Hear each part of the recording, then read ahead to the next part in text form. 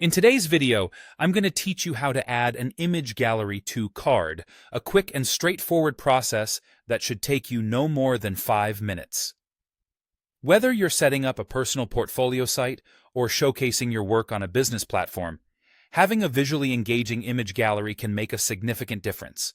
So let's dive right into it and get your gallery up and running. First up, launch your preferred web browser and head straight to the Carrd website.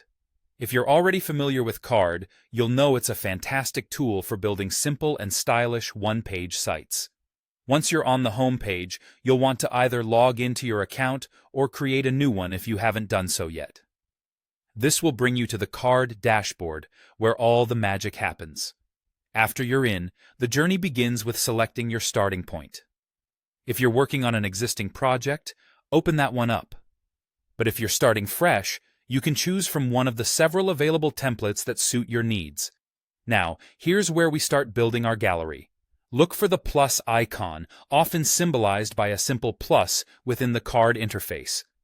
This is your gateway to adding new elements to your web page. Click on it, and you'll see a list of options. Here, you need to select Gallery. This selection will add an image gallery section to your web page. Now, with the gallery section in place, you'll want to start filling it up with your images. Click on the placeholder titled Untitled. This will prompt you to upload your images, so go ahead and choose the photos you wish to display. If you aim to create a comprehensive gallery, feel free to add as many images as needed to showcase your collection. Remember, the more visually appealing your images, the better they will capture the attention of your audience. The next step is to consider how you want your gallery to be displayed by selecting its mode. Carrd offers two primary options, Default and Lightbox. The default option will display the images directly on your page in a simple, grid-like format. The Lightbox feature, on the other hand, allows users to click on images for a larger view in a pop-up window.